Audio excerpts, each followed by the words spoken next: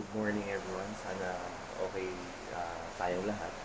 Si Ray ulit ito of Stingray Performance. Ngayon, brown out dahil sa mabagyong panahon. Ituturo sa inyo kung paano tayo gagawa ng DIY na generator para kahit na walang kuryente, may internet connection tayo, pwede tayo gumamit ng computer, ng laptop, and electric fan at kahit paano makapag-produce tayo ng liwanag para maliwanag pa din at kung may gagawin tayo, kailangan natin ng ilaw, may ilaw tayo. So ito guys yung mga kailangan natin. Pakita ko sa inyo.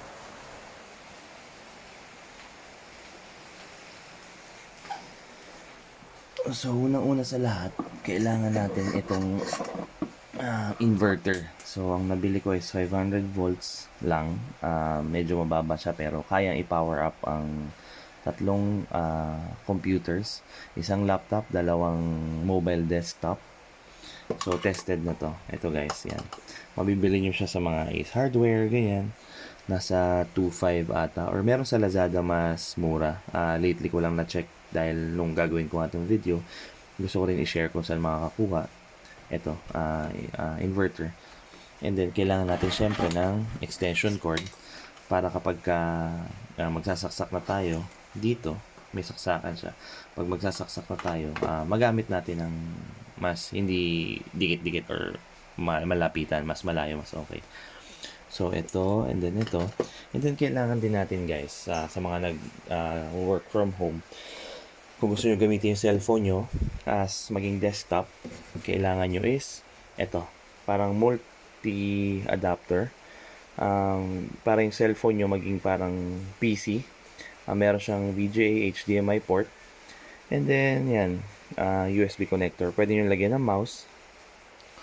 So ako, for mobility talaga, ang gamit ko is, yan, keyboard and mouse ko is wireless. So, isaksak lang natin siya dito anytime. And then, sa monitor, itong VGA. And then, yung cellphone, for productivity, at least, magamit natin siya. Okay, so, iset up muna natin guys. Papakita ko sa inyo kung paano natin gagawin. And, syempre, kailangan din pala natin ng car battery. Pangsamantala lang naman, para mapatakbo yung inverter natin. Yung 2SM na car battery, tested na. Kaya ang gamitin yung laptop, internet, mga 6 hours to 8 hours, depende sa load. So, mas maganda, dalawa yung battery nyo na pwedeng gamitin para salitan. For example, na paubos na isa, mag-beep naman si inverter. So, kapag example, mauubos na yung battery nyo ng gamit nyo, palitan nyo na lang para hindi nag-interrupt yung usage ng kuryente ninyo. So ngayon, kukunin muna natin yung car battery ni Yuki para ilagay doon para mapakita sa inyo kung paano siya gumana.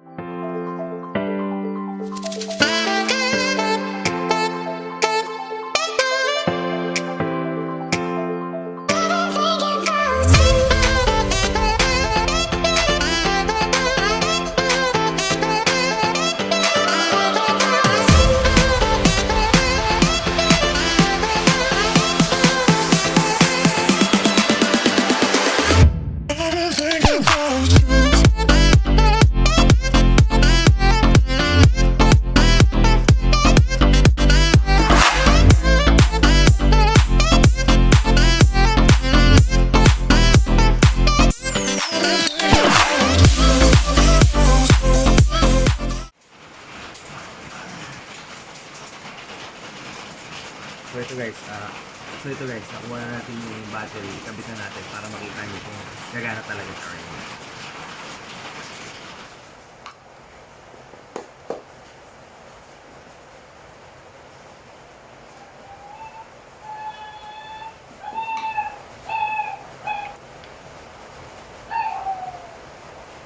Yan, make sure lang na tama yung pagkakabit nyo, positive dun sa positive and then negative terminal dun sa kabila naman. Kailangan nyo rin ng either wire or gamit kayo ng rubber band para makabit nyo siya doon sa terminal ng battery. So, kuha lang ako sa gilid ng pangkabit natin.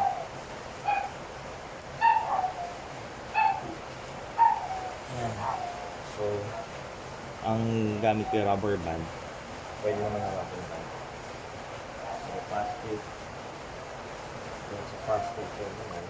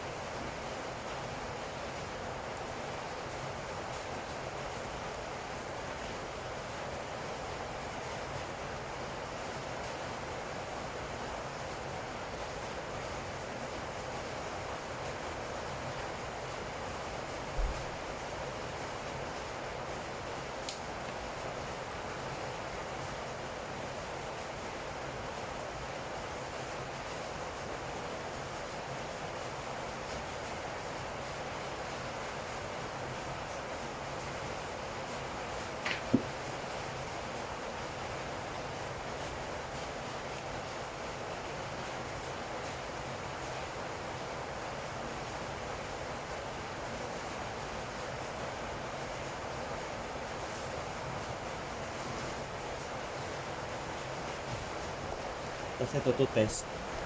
Medyo maluwag to pero usually yung setup na ganito gumagana. Mas maganda bili kayo ng parang clamp mismo para stable. Though okay lang naman siya, hindi naman interrupted ng power. Na-try ko na yung rubber band. Test natin through this one. Yeah, pag nag-power up siya, ibig sabihin okay na siya. Okay. So, isaksak na natin yung ating extension dito. Any port. And then, kuha tayo ng sample na monitor ha, para makita nyo lang yan. Yan, saksak po natin itong plug to see kung working. Yan, so na-power up na niya yung monitor. And then, syempre, kailangan natin ng ayan, as much as possible pala, gamitin nyo yung, syempre, mas energy efficient na mga gamit. For example, itong monitor na ito, medyo maliit. So, mas tatagal yung life ng battery natin at yung setup natin. So, ayan. Sample ko sa inyo itong gagawin natin.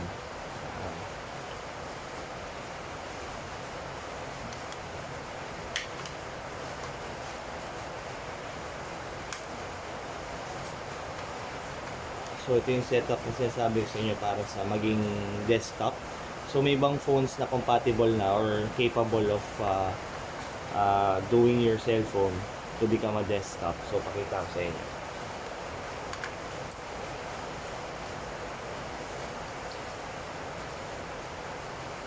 So, isaksak natin yung display nitong monitor. Papunta dito sa device na to. Yan. And then yan, so parang yung PC natin yan magiging yung cellphone natin magiging PC device. So kailangan mo lang kabitan ng mouse and keyboard para magamit mo siya maigi. So syempre pakita ko sa inyo na i-run natin yung internet naman. So yun guys, ito yung setup natin. Pakita ko kabit ko yung mouse and keyboard mamaya. Pero ito yung cellphone. And then ito yung parang adapter niya para maging desktop siya. And then, ayan. And then yung extension cord natin nakakabit doon sa router. Para at least magkaroon pa rin tayong internet. Kahit na ayan. Ayan. Pakita natin yung connection natin. So, kakabukas pa lang ng internet. So, waiting pa rin tayo na magkaroon siya ng connectivity.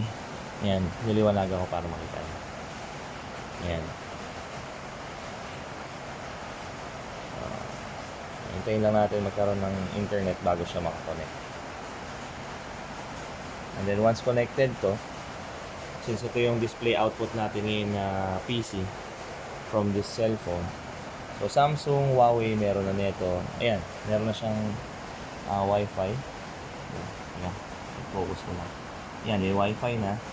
And then kung makikita nyo rin yung ating display. Yan, yung display natin, may Wi-Fi connection na rin siya. So, ibig sabihin, capable of browsing the internet na. Yan, so low bat, makita nyo 2%. So, charging siya. Ayun, so yun guys, sana na-enjoy niyo yung video and sana natuto kayo kung paano gawin yung ating DIY generator sa sobrang budget friendly cost lang naman siya. So, yeah, if nag-enjoy kayo sa video, like, share, and subscribe. Gawa pa tayo mas maraming videos ngayong panahon ng pandemic. Sana okay tayong lahat and ingat sa malakas na hangin at ulan.